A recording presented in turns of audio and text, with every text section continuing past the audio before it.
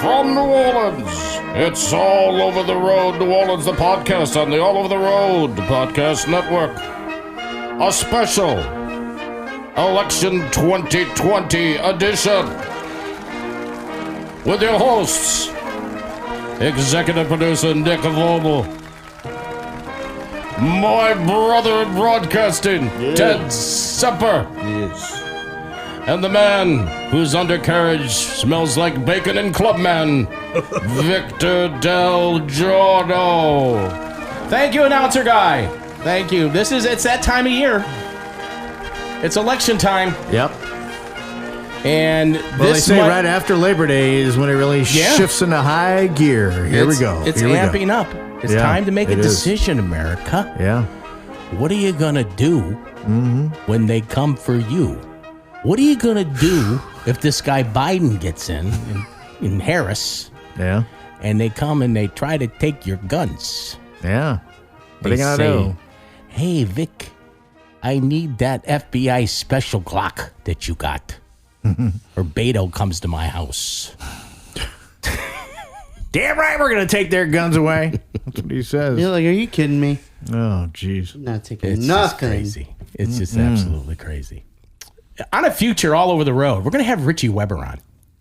Who? Okay? Richie Weber. Man, that name sounds familiar. Richie Weber. Richie Weber is a very interesting individual. Richie Weber was the star of Narcoland on A&E. And he's a very controversial figure. So you're smoking a bunch of pot to get high right now during quarantine? Maybe you're drowning your sorrows in some alcohol.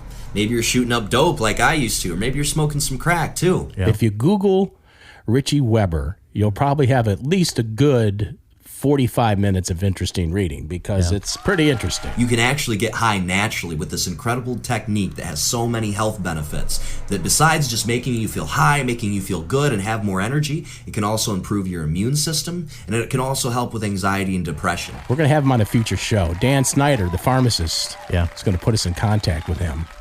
You might say the infamous Richie Weber. Yes. I think that's accurate. And apparently, I think Richie might have a little political slant. So we're going to find out where Richie's coming from. He's going to be on a future program. On this program here that we're taping now, and of course we're also videoing it in case you want to see our pretty faces. We're going to be talking to our political analyst, my very own brother, Michael Howard Delgiorno. Okay. Now, Michael is the midday conservative talk show host at WTN in Nashville. He's very, very, very popular. Very popular. Oh, yeah. I considered him to be the only real talent in my family, to be honest with you. Wow. And he's also got a YouTube show called Jungle Room. That's right. Where they talk about exotic animals. He was on our podcast, a couple months ago. Yes, he was. Talking about it, right when he was kicking it off. You know, I feel really relaxed right now for some reason. You do? You look relaxed. You have a relaxed sound to your voice as well. I think I like this delivery of mine. Very NPR. Yeah. When I went to Windy Gap in North Carolina, there was a guy at John Stone Street there who was a professional speaker. Yeah. And I saw him perform. And I have a lot of things that I do wrong as a broadcaster. And I saw him demonstrate everything that you do right. And I was freaking amazed. And I said, Vic, you got to be better at what you do. And so I'm trying to do that. I'm trying to be more intentional when I speak. Maybe speak a little slower. Okay. Finish my sentences. I tend to end sentences before saying the last word. I've noticed that. I also throw in a lot of uhs and ums. Yeah. And Another thing I say is... you also throw in a lot of applauses, too. All right, well, let's talk about this then. I'm just trying to throw you out there. Yeah. Nick. Where would the show be without a little applause? Are you paying attention? Studio I'm in the middle applause. of trying to do things to buy this house. Nick is the executive producer. He's always doing He's something. buying a house. It's going to be fine. Don't worry about it. I got to but sign the some stress. disclosure thing right now. Well, you go sign it. What's the big deal? Well, then I got to go. So Well, do you have to do it have right to go in the right middle of now? the show? yeah, I mean, Can we do this without you? people are just pestering keep it me. running? I'm getting pestered. All right, so what do? I just kind of keep Off this thing camera, running? I'm getting pestered. All right, well, talk to me here. But you had 30 minutes. Let's talk about this. 35 I got minutes. no time. Okay, so wait a minute. All right, so this thing's rolling. So we just let it roll? Yeah, just roll. And No, then when wait. And I'll be Remember back. a few weeks back when be Dan, the back. sports guy, was here? Derek. that was a steel cage match. Steel cage podcast. Is that what it was? Yes. And you did that, Nick, and you walked out. And believe Well, me, I'm not it going to wasn't move. pretty. I'm not going to move. I just won't move. I'll stay right here, and nothing will happen. That could probably work. So you're going to go and we just let it roll, right? And we're done. I just push this button right here, Nick, the red button. I'm just going to sit here and keep doing what I'm doing. Okay. All right. Okay. So Michael works for WTN. He also wrote a book called "Standing Up for What's Yeah, he Right." did. It was years ago, though. Years ago. But, yeah. Where he talks about his big brother in there quite a bit. Does he? Yeah, he does. Yeah, I haven't read that book. In the I few should read it, chapters. maybe. You should read it. You Yeah. should read it. It's a very good book. So Michael, every day, that's what he does on the radio for 4 hours. He talks. He's a conservative talk show host. He fills in for Michael Savage, who does a national syndicated show. I don't know why Michael hasn't been syndicated yet, but hopefully he would be. I'd be very proud of him if he was. So he's going to be joining us. We're going to have Richie Weber on a future show. We're going to check in with Dan Snyder. He's doing all kinds. That guy is like all over the place. Oh, yeah. He just had Miss USA in town. America. Miss America, sorry, yeah. Which that's a bone of contention I'm going to pick with him. Yeah, because she was on our podcast Right. months ago. I mean, this is March, maybe? I don't know. It was months going. I mean, Dan put us in contact with her and, helped us get her on. But she also promised, when I'm in New Orleans, I'll be looking you up, Vic. I'm going to call you. Yeah. Well, I saw the pictures on Facebook. And did you get a call? No, but I kind of blame it a little bit on Camille Schreier, Miss America, That's what I'm because talking she about. promised. Yeah, she said she's the one that said it. So why blame it on Well, Dan? I mean, she said it herself on our podcast. I will contact you, Vic. I'm just kind of And then ticked. Dan said it as well a couple times. I'm kind of ticked. Well, I don't know. At this point, we need them more than they need us, so let's not make any enemies. Maybe Also not. on this show, Yeah. all right, we're going to do a special edition of Reflections, a political edition. Now, do you want to send that, in case you have to leave, Nick, do you want to send that music bed to me? In No, case we're any- good. We're good. I just got to sign something, so I'm doing Okay, that. you can DocuSign? Yeah. Yeah, they got this new thing called DocuSign, Oh, yeah. which is really, really good. Right. Okay, so the election's coming on. You heard the announcer guy set this thing up. Mm-hmm. And so Well, a lot of mail-in votes. I think mail-in voting has already started somewhere, right? let me tell you something about Maybe that. our political consultant or whatever Can I say something about that? tell us more about it. But go ahead. Yeah, sure. All right. The thing is that my life revolves around the United States Postal Service because I have a small business. Yeah. We do a lot of shipping, a lot of receiving through the Postal Service. We do a lot of stuff that's called registered and insured U.S. mail. Nick does all the packaging. He's a regular packaging genius. All right. And so I know what's going on with mail. I know how long it takes for mail to get from one place to another. I know what gets mail snagged up. I know the pitfalls, the peaks, the valleys of the U.S. Postal Service. I happen to know that. And there's no way on God's green earth they're going to be able to handle all these damn mail-in ballots. It's impossible. Yeah. They don't have the manpower. We are at the post office to mail a letter and find out what happens to it. Where do we mail a letter? In the mailbox. I have a P.O. box in Metairie, at the Metairie Shopping Center, Metairie Village or something in there. And let me tell you something. They're nice ladies that work in there, but there ain't anybody, there's not a lot of people in there wanting to do a hard day's work. Let's put it that way. You know? Yeah. And it seems like there's two of them. And there's these long lines. You know, old Metairie, you got all these old people doing stuff with the post. They'll line up for an hour just to buy stamps. They will. I've seen them in line. They line up, they'll sit there and stand in line for 45 minutes. Yeah. Can I get a buck of stamps? You know, it's crazy. Yeah. And it's funny because they have two people. They actually have room to have three clerks, but there's never three. No, never. Actually, there's rarely two. There's one. And it seems like there'll be two of them for about 10, 15 minutes, and then one of them's going to go on a break. So, like, they're taking breaks every 15 minutes, and then it's down to one. Okay? And I just know how that works over there and how they're going to sort out all these mail-in ballots. Wow. And then you know what they're saying. They're saying that we may, if some of these mail ballots may take a week or two to get in, we won't know who the damn president is until December. Yeah. Well, I just heard today that Mark Zuckerberg from Facebook, he's I guess, made the statement that we need to get the public ready to expect not to get the final results on election night. Yeah, I heard that. Yeah. That's only happened once, as far as I know. Yeah, the whole Chad thing. Al Gore. I mean, with Al Gore and whatever year that was. Yeah. So why would he even say that?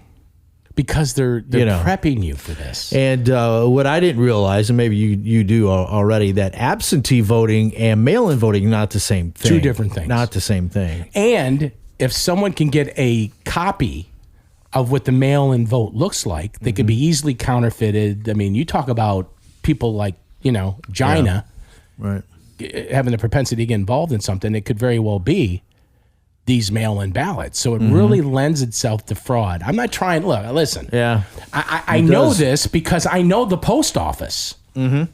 Has nothing to do with anything with Donald Trump or Biden says. And then if you notice, I don't know if you've noticed this or not, Ted, but Biden all of a sudden is starting to say the same thing that Trump's saying. Well, yeah. Right. All right, here's Michael. Let's get him on here. Hey, Michael. Hey, what's up? Do you ever get tempted to play a record on your show? Well, we are covered for incidental usage, 20 seconds or less, or not regular playlist. Why is he cutting out? Do we know? Probably maybe because he's on that speaker. But I'm here to ask you. Huh? It's clipping. It's clipping. It's clipping. Is it Ted Kelly? I'm on the mobile. It's Ted Kelly said it's clipping. Cut the clipping, please. It's clipping your word. You got phone, or what do you want me to do? I don't know. Maybe try to call him back. I don't know. Let me try to call you back. Hold on a second. Hang up. All right, we're going to try to call All right, him take back. two. Here we go, take two. Don't edit this out, Ted. Has he got a landline? Don't edit. It's too good. We need to keep it raw. Keep it raw, man. There we go. Oh, that's way better. Oh, yeah, that's good. That's way better. That's good. That's good. See? First of all, how's Mom doing? Everything's same. Just hanging out in her apartment all the time. Gotta get her out of that apartment. Yeah, last time I saw her, she was very smiley. So that was good. She Yeah. seems to be enjoying Well, that's herself. good. She's smiling. That's a good thing. Yeah, always be smiling. Yeah. So, Michael, tell us a little bit about your show and what you've been talking about. And, Ted and I were just talking about these ballot things. I was telling him that, I own this small business and I know all about the USPS and the fact that there's no way they're going to be able to handle these ballots because they can't even handle what they're handling now.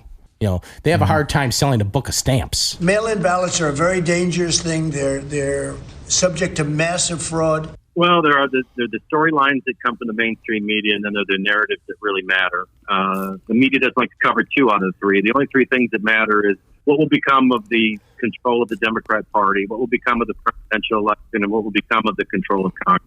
They ignore 2 out of 3, and then the 1 out of 3, they usually keep people covered with misleading stuff. I agree with you that we're not very good at mail-in. We haven't been in the past, and we probably won't be in the present. And delay might be part of the play, but You've been talking about the mail-in ballots on your show, and you've talked to some experts about this? well, actually, I unfortunately became an expert. I lived in Tulsa, Oklahoma, and we broadcast live from an empty lot that voted in every election as we revealed that our mayor of the city of Tulsa voted in the presidential election both in Florida and in Oklahoma. So multiple voting is not new, and that's why the president keeps harping on it. It has a very high proclivity for multiple voting as well as fraud. Yeah. Which is why certain parties might be interested in that. Biden didn't get any bump from his vice presidential choice or his convention, and the hiding him has been fading, and so he is very reachable, well behind where Hillary was at this point. Right. And so they're desperate for distractions, that's for sure. I'm not going to say which party does it, but thousands of votes are gathered and they come in and they're dumped in a location, and then all of a sudden you lose elections that you think you're going to win because there's a lot of fraudulent voting going on in this country. Yeah. Why is it that, if there's mail-in voting, which there's going to be, right? I mean, there's going to be some. How much, I guess, is not determined at this point, or what? Well, I can't speak to how America will respond. Just kind of, we have hurricanes and people stay behind. Some stay behind because they don't think the hurricane is going to happen. Some stay behind to lose. Some stay behind because they're hard-headed. I think most people are over the fear of COVID. They're at grocery stores every day. Most are in restaurants every day. I don't think the need to mail in your vote is the same as it might have been a month ago or 3 months ago or 4 months ago. So most people are tired of COVID. Mm-hmm. So I'm guessing that some people who have pre-existing conditions that COVID is real for may choose to mail in their votes. Some that are no good may choose to mail in and vote in person. Yeah. But I don't think days of expect 70% are realistic any longer. Average is around 20 to 30%, and I would think with COVID, you're looking at 40 to 50%. Either way, it's more than the post office can handle, and you won't have a result on election night is the result of that. Yeah, and we talked about it before we called you about what Zuckerberg said. I don't know if it was today or what, but just to get the people ready, get them prepared to not expect to get the results on election night. Why can't they get the result? Why can't they just have to be in by a certain time? I don't get it. Well, every state has different. This is the part that people miss. Every state has different laws. So some states you have to have that ballot into the election board secretary's office by election day. Some states say it has to be marked by election day. Mm-hmm. So that discrepancy alone in certain states, and especially if they're swing states, would get it beyond election night. That's the part that's troubling to me, that I have felt like COVID from the very beginning has been a conditioning for a new normal, a demanding of a new normal that is simply not necessary. And it's not necessary on election night, and it's not necessary with working in an office or from home or kids being in school or not in school. This is a virus, and viruses go one of three ways. You get it and die, you get it and recover, or you get an immunization. I still think that there's somewhat of an agendized, weaponized version of COVID, and I think they'd love to slip this in. I think they see the writing on the wall. Their party is slipping socialist, and they're losing it forever, and they're going to lose this presidential election, and whatever they could do to muddy that up or confuse that up, to control the narrative much the way they did 4 years ago. Donald Trump became president. They did nothing but harass him for 4 years. Today, I am proud to endorse Joe Biden for President of the United States. My name's Joe Biden. I'm a Democratic candidate for the United States Senate. Because he will be an extraordinary president. Unnecessarily, now we have over 120 million dead from COVID. Over 100. He knows how to get the job done. I'm not going to be a mule. I got something to do. I got to go do boom, boom, boom. We have never been unable to overcome whatever the problem was. We choose unity over division. We choose science over fiction.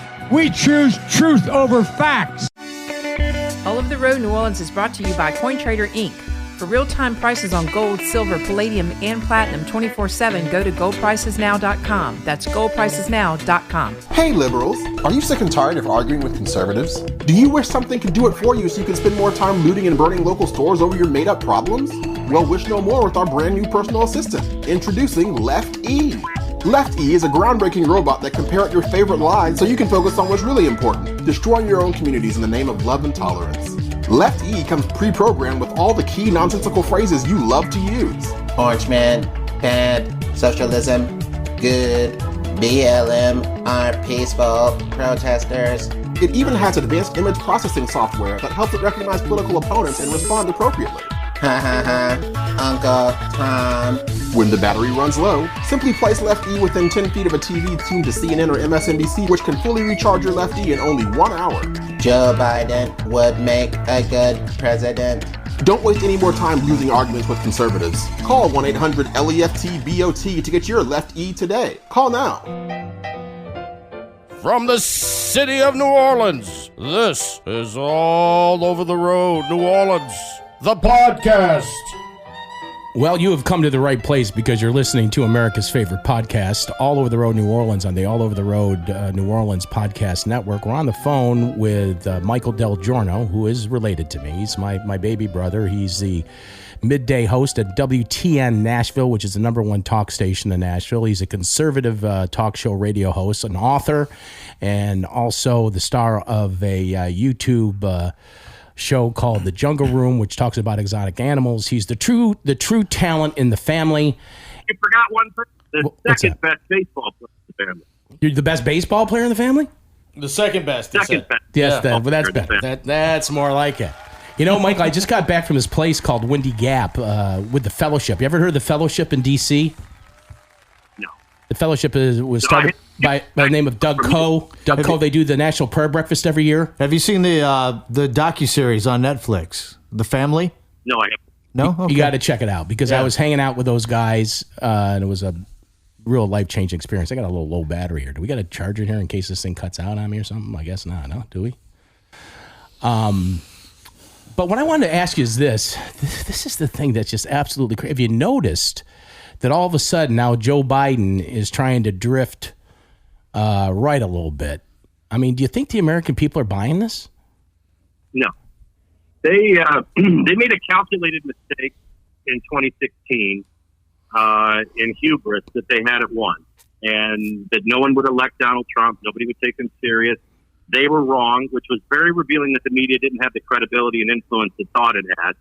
The election itself was a referendum against incumbents, so it was an outsider election. They missed that.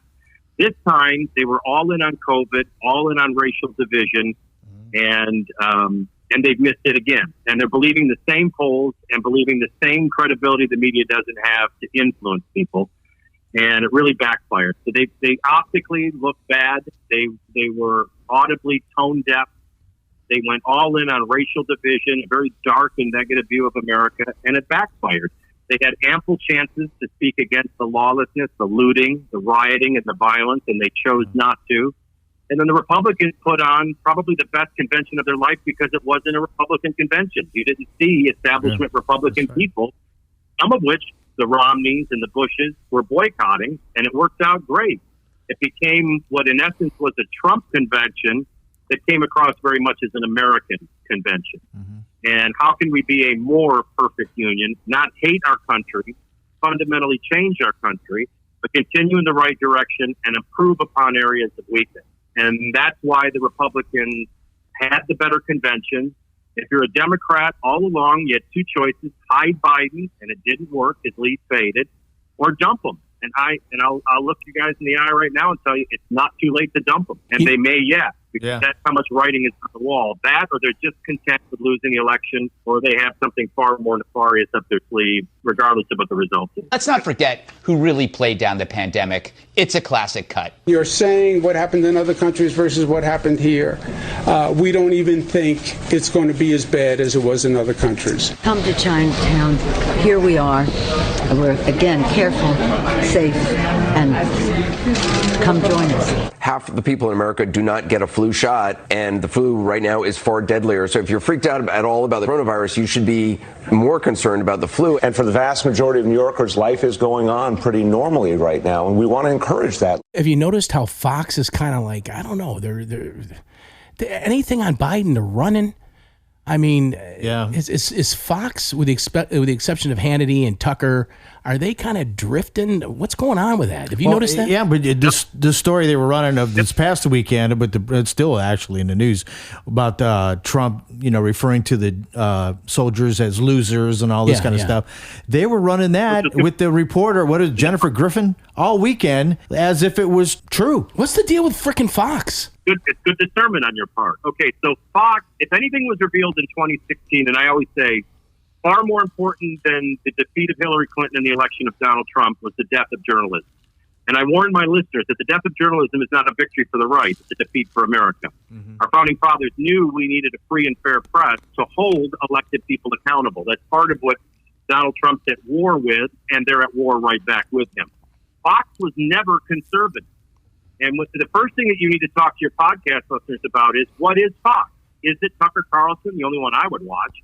Is it Sean Hannity? Or is it the news department? And if you remember back in 2016, Fox was no better than CNN, MSNBC, ABC, NBC, CBS, PBS, or the Washington Post in being anti-Trump. In fact, Megyn Kelly famously shamed Donald Trump, and it cost her job. Yeah, I forgot about that. Smith, Donald Trump inevitably caused his job. So they do it at their peril, especially since they've lost the brains of Roger Ailes. He had character flaws, but he was smart. So the reality is Fox has always been establishment Republican and never conservative, and they have always been anti-Trump with the exception of Ingram to some degree, especially Hannity, and to somewhat, although Tucker's more of a true conservative. So he's like me. He's liking Donald Trump for what he's doing and putting up with how he does it. Whereas Sean Hannity is absolutely chill, but the news and the establishment and the leadership of Fox has always been more of a Romney-Bush establishment Republican. They've never been conservative. And they've certainly never been a Trump-style Republican. So where do you go? Where do you go for real news? There are, I think it's kind of You either know these issues inside and out, and they're like, I always use you as my analogy. How do you know good coins? How do I know what? From bad coins. Oh, good coins from bad coins. Yeah. Because you study good coins, right? Yes. If you were going to protect people from fraudulent currency, what would you do? You wouldn't study fake currency. You study authentic currency, and that's what you know when you see a fake. So it's the same thing with news. You got to really know the issues, and that's why the biggest problem for America is ignorance and apathy and generations of indoctrination. Yeah. That's part of what has primed and conditioned America for a moment is this. The question is this moment too soon to go full-blown anarchist, socialist, and hedonistic, humanistic, and all that other stuff? And I think it's probably a decade too soon. But COVID should give everybody a frightening reminder of how conditioned we are for such a thing as we may face in end time. I want to touch on the COVID thing a little bit, but before I do that, you usually use me in other. I hope you don't use me for a lot of analogies. I hope you just take it easy on that. It's baseball and coins. Be selective. But this one is the relevant one. Most people can be very easily duped by distortion and or deception. So, and distortion has a portion of the truth, and that fools a lot of people. So ignorance and apathy is our biggest weakness in America, and there's no one news source. You got to, if you want to find out what the truth is about COVID, go study medicine, and you'll find out how viruses work. You'll find out how masks work. The masks are an absolute joke. They're not the right material. They're not worth the right length of time. You're not sanitized before you put them on. Most people are just using them over and over again. They don't even fit, and they're sitting in their pockets. They can get to their dining room table at a restaurant. That's pretty much me. Why are they conditioning? My freaking mask is a mess. It's a skeeve. It's a skeeve mask. I don't wear a mask for the same reason I don't wear underwear. Things gotta breathe. I was wondering, or you could go to the CDC. The CDC came out last week with a report. We're taping this on the 8th of September, our year of the Lord 2020. And they came out with a report last week, who John MacArthur made a big deal of from the pulpit in Southern California, about only 6% of the actual deaths that have been attributed to COVID worldwide are actually COVID related. I mean, you can well, they're exclusively COVID. Yeah, you can say, hey, these are Small COVID. percentage. These are COVID cases. Why isn't that getting any play? Well, because it's always been a weapon. I never feared COVID medically. I feared it for Mom. I didn't fear it for me. I certainly didn't fear it for my children. But I always feared it as a political weapon and as an economic weapon. Mm-hmm. The beginnings were the assumptions that were made and the models that were used. Models, when they don't have data, insert assumptions. If you ask the CD, what were the University of Washington's assumptions, they'll tell you, oh, well, the same reasons we got the death toll so wrong. Oh, and what is that? We didn't think people would wash their hands. We didn't think they'd wear masks. Yeah. We didn't think they'd stop touching their face. We thought they would continue with high-risk behavior. In other words, they didn't believe in self-governance. And believe it or not, I always use the analogy of that scene in the movie Outbreak where Patrick Dempsey gets off the plane. He looks like he's dying. He's sweating and fever. He's staggering and dizzy. And then what does his dumb girlfriend do? French kisses him. That's the kind of assumptions they put in those models. Ridiculous, reckless behavior, because they wanted to scare people. They wanted to weaponize this, and they wanted to destroy the economy, and they wanted to use it as a weapon to blame Donald Trump. COVID hasn't been anything different than what I was saying it was in March, and only two other people were, and that is a virus. A virus for 70%, you wouldn't even know you had it, let alone if it was allergy. Right. For less than 1%, you become ill and need medical care, and for less than 1% of those who get it, you may die, but you would never necessarily die of COVID. You would die with COVID, which is what we knew all along. In fact, the only surprise on that front was obesity and diabetes. Hey, wait a minute. From the very beginning, elderly, lung, heart, or immune deficiencies were going to be vulnerable to this. And then the worst thing we could have done is put people on ventilators. We know that now. It's anti-inflammatories, antivirals, and blood thinners. So at this point, the reality is it is not a threat. There's no reason schools aren't open, businesses aren't open, and the only reason they're not is because the election hasn't happened yet. And they're not done trying to destroy Donald Trump with it. And it's crazy. It's insane to quarantine the healthy. We've never done that in the past. That is the worst thing. You know, if you go back to the president's original guidelines, and Mike Pence presided over this with the CDC and with the World Health Organization, it was, if one of you got sick, we'd quarantine you and your entire family. But that's not what we did. Yeah. We quarantined every family in America. We said if your kids got sick, keep them home from school. That's smart to do with or without COVID. That's smart to do with a cold or flu. But that's not what we did. We closed every school in America. And if you were sick, stay home from work. But that's not what we did. We closed every business in America. This has never been medical. This has never been about a virus, and it's always been a political coup, if you will, or an attempt to destroy the incumbent status advantage and the fact that Donald Trump actually made America great. And they ran the risk of doing this and playing this card so early that he might make America great twice by election day. Right. What do you say to Americans who are watching you right now who are scared? I say that you're a terrible reporter. You know, Ted, this guy knows more than I thought he did. Yeah, he's just, jeez. I mean, golly, this is a good guest. Just a little bitty question. You get all that. I got a great guest. Awesome. Right in my like back some pocket. hot I never news. used it. I know. It's awesome. Freaking, what's wrong with me? Yeah. I bought. You ever see those lizards that run on 2 feet? And they Here he spread them? goes. Oh, I heard about your new lizard. Yeah. Here he goes. Yeah. He's gonna get into lizards and swinging. I got Australian frilled dragon. He's the newest member, and I named him Johnny. You named him Johnny. Did you name him after cousin Johnny? Oh, all right. Nope, he's named after Here's Johnny. Here's Johnny Carson. All right. So how's the show doing? How's the YouTube show doing? Well, we're at a crossroads. We're either keep going in the direction we are and nurture it ourselves, or sell it and or distribute it through a distributor. So we're in talks with a couple people, and if that doesn't work, then we'll go our own way. If it works, we get a great shortcut. And who are the people? Who are the people that you talk to? I mean, give me an idea. Well, the one we're most interested in is Animal Planet. Although things are changing, believe it or not, even the major television networks now have a digital platform. So a lot of things start on digital, kind of like a minor league system. Some stay on digital. Some start on digital, end up on the television platform.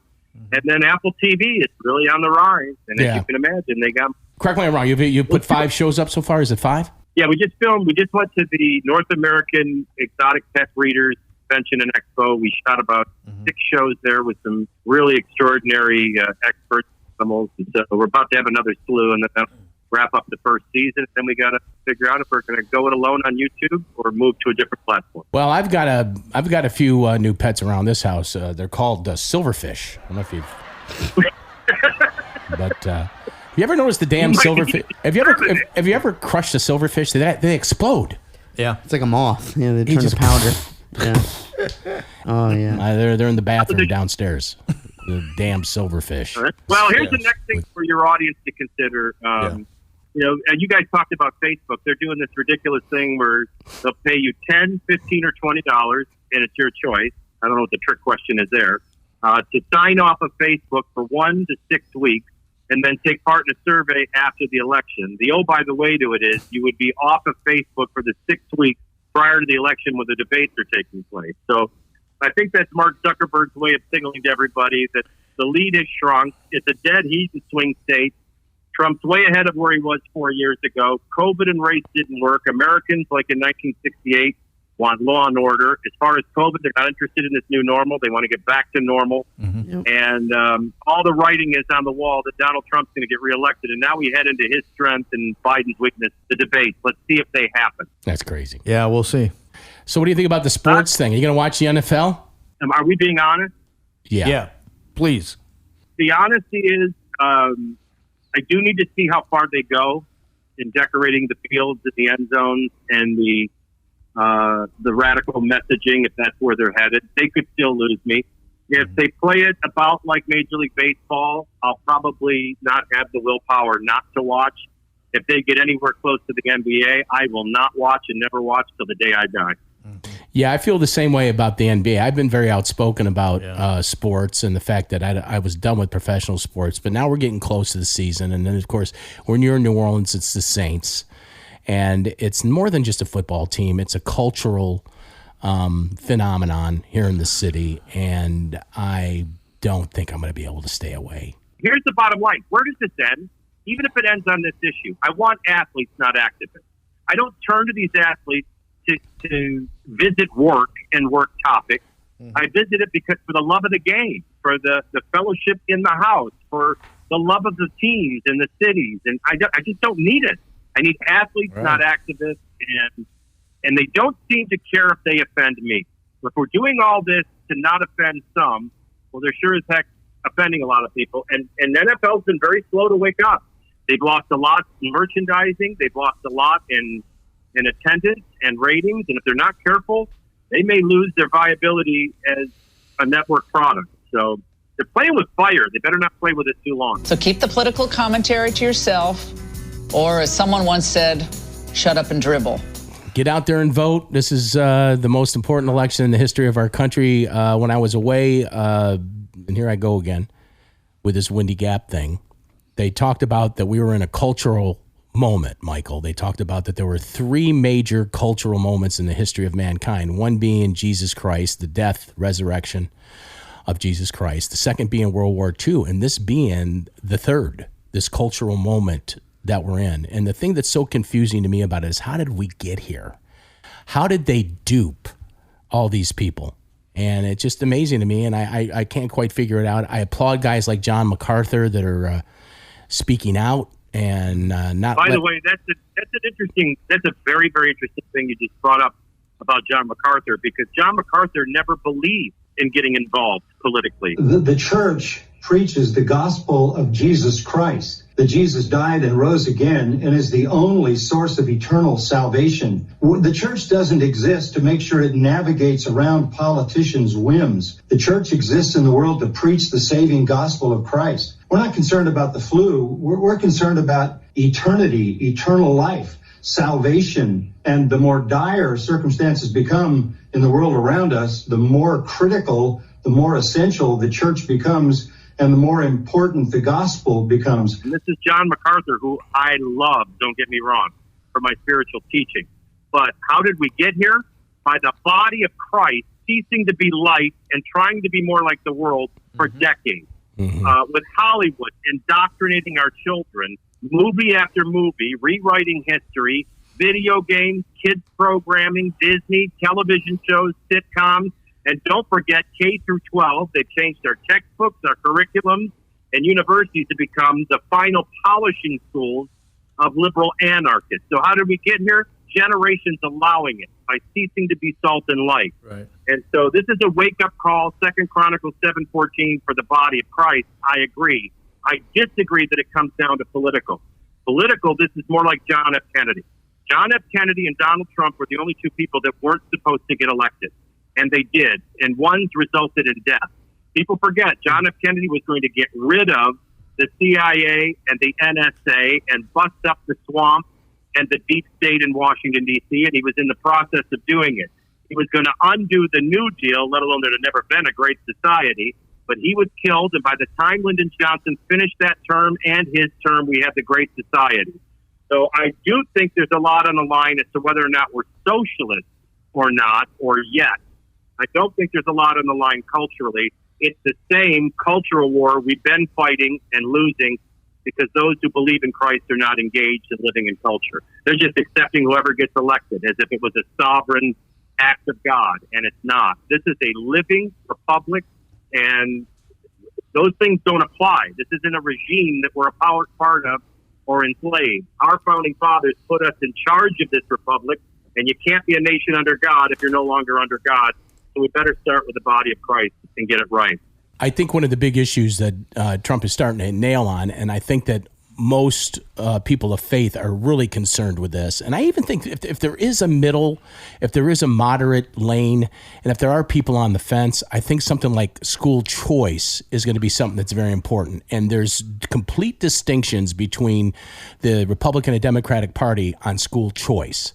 And if you want to really impact the urban community, you got to give these people a chance to send their kids to schools that are going to, impact them. Yeah, impact them. And Now, a lot of these schools, I mean, because you have charter schools, you have schools that you can test into and get into. And then, of course, you got the ones that are religious schools that you normally have to pay. But let me tell you this about stuff that happens here in New Orleans. If you're an African-American young man and you can play sports, you can go to a really good private school and they'll pay for you to go there. All right? I mean, they will. They recruit. They'll pay for you to go there. But school choice, I think, is going to be a big issue. There was somebody that said something, I don't know, it might have been a month or so back. One of the talking heads, it might have been on Fox. I might have been watching Fox or something, but they said, look, if Donald Trump runs on these three issues, school choice, I'll never shut down the economy ever again, and you'll never have to wear a mask again, he'll win the election. And I think those three, I mean, it doesn't sound, I know he wants to bark about the economy. And look, the economy's been, I mean, I look at my 401k, it hasn't been affected all that much. And so the economy is something to talk about. But now they're trying to drag back in the fact that, there were so many less jobs there were now than when Donald Trump took office. Well, duh. I mean, a pandemic hit and people lost their jobs. It's got nothing to do with Donald Trump. But those three issues, school choice, never shutting down the economy again, and the mask situation, because the mask situation is a freaking joke. I mean, it's a joke. Well, yeah, I don't think you play into. You got to be careful with that. You got to show the leadership and the difference. You can see with Joe Biden and his news conferences, they're playing the drama. They're wearing the mask. That's why they're delivering pizzas and showing up at auditoriums that are empty. They look stupid, panicked, and frightful. I like the way the president's positioned it, but school choice is huge, and you're right to point that out. Now, again, we want our kids to be able to go to, number one, schools that are safe. If these neighborhoods or these blue mirrors or these blue cities can't create an environment where kids are safe, parents should have the right to send them somewhere safe. If they can't educate kids and prepare them for higher education or for the workforce, they have a right to send their kids. But what's brilliant is that people are starting to see school choice as what's best for the kids. And you see government and politicians, especially career politicians, they like to play agendas and they like to keep people in their camp. They don't necessarily want what's best for these kids. They want to keep them enslaved so that they can have their vote in exchange for freebies and entitlements. And they know that competition will breed excellence and will only have the best teachers survive, the best schools survive. And guess what that'll leave you in these blue areas? No school. And that's what they're fighting to the death to avoid, just like they fight to the death for death and abortion and other issues, because it's really not what's best for America or best for these kids. It's what's best for ensuring their power. And Donald Trump's done a great job of exposing that and revealing it for everyone. And so you have a lot of these traditional Democrat voters saying, well, wait a minute, these people have never gotten me a job. Donald Trump got me a job. They've never wanted to get my kid to go to a school that was good.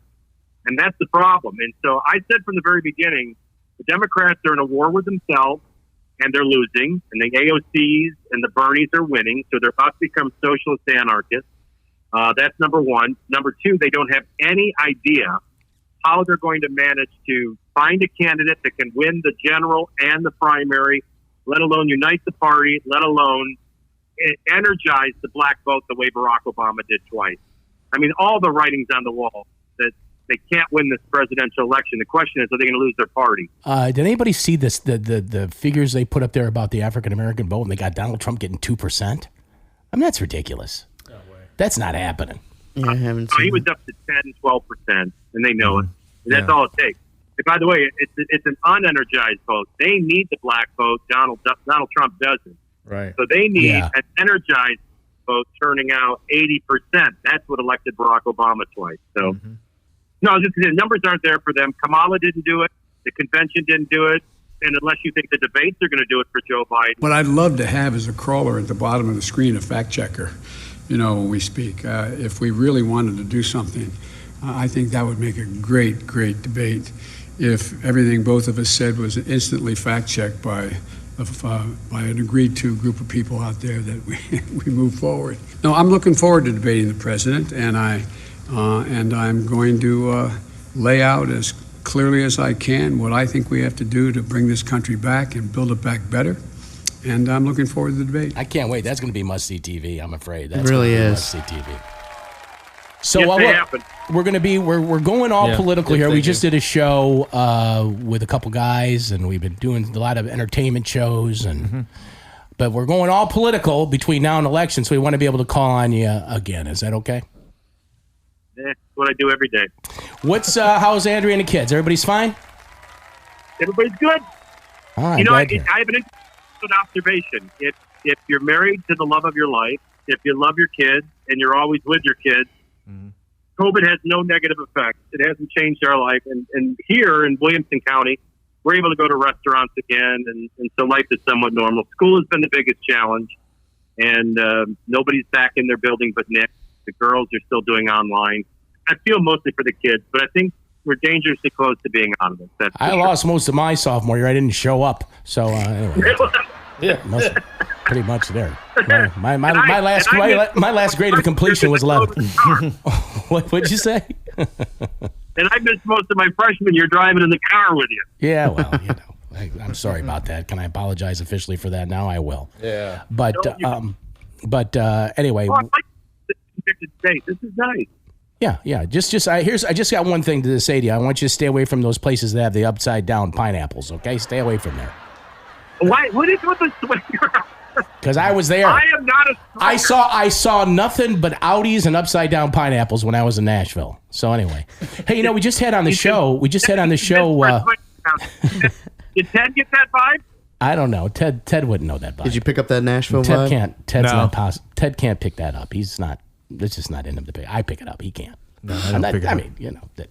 But who we just had on the show was Darren Mulligan with We Are Messengers. He lives in Nashville. Have you ever heard of We Are Messengers? No, I haven't. Yeah, they're a Christian band. I mean, really good band too, out of Ireland. And we had him on. He was real enlightening. If you have a chance to listen to that show, you should listen to the next show. I think we're gonna have it up in the next few days. But anyway, but we're gonna be in touch with you again because I think you have a great little slant on things, and you know what you're talking about, and that's something that we don't necessarily do. So, hey, have you heard our new theme song yet, or our little intro outro thing? Have you heard it yet? No. Play it. Here we go. I want to thank Michael Delgiorno, WTN Nashville, for being on the show. And don't forget about Richie Weber, who's going to be on a future show, and all kinds of other good stuff. It's all over the road, New Orleans, from the Crescent City. We set it up. We set it up right. So thank you, Michael. Thanks, Mike. The announcer guy coming from Coin Studios, we're bringing it live. And who am I? I go by the name of Darkest Night. And Jada Hoyos is the one who brings a sick beat, to which we're getting pumped for topics this week.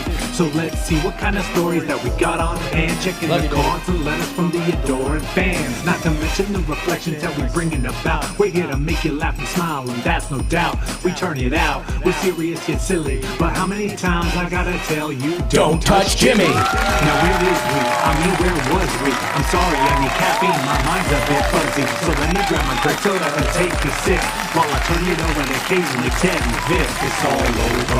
We're all over the road. So if you want one yourself or you're in your home, you know it's time to recline like the end of your shift and get taken by Katie, Nick, Ted, and Vic. It's all over. We're all over. Don't forget to listen to Motivation Station with my daughter Katie. She's a chip off the old block. To the birds, to the swamps, you better know what time it is when you're hearing that. Hey, you know what? I found out something that'll fix this whole Black Lives Matter / All Lives Matter thing. If everybody were to read where it says the golden rule in the Bible, treat others the way you want to be treated, do unto others as you would have them done unto you, whatever version you got, treat people the way you want to be treated, right? So if I were to treat people the way I want to be treated, all I got to do is say my life matters. So because my life matters, and I want people to treat me like my life matters, let me treat them like their life matters. Don't matter what color they are, just treat everybody like they matter. Hey, I found it! All Over the Road is a presentation of Coin Trader Inc. Mind your money.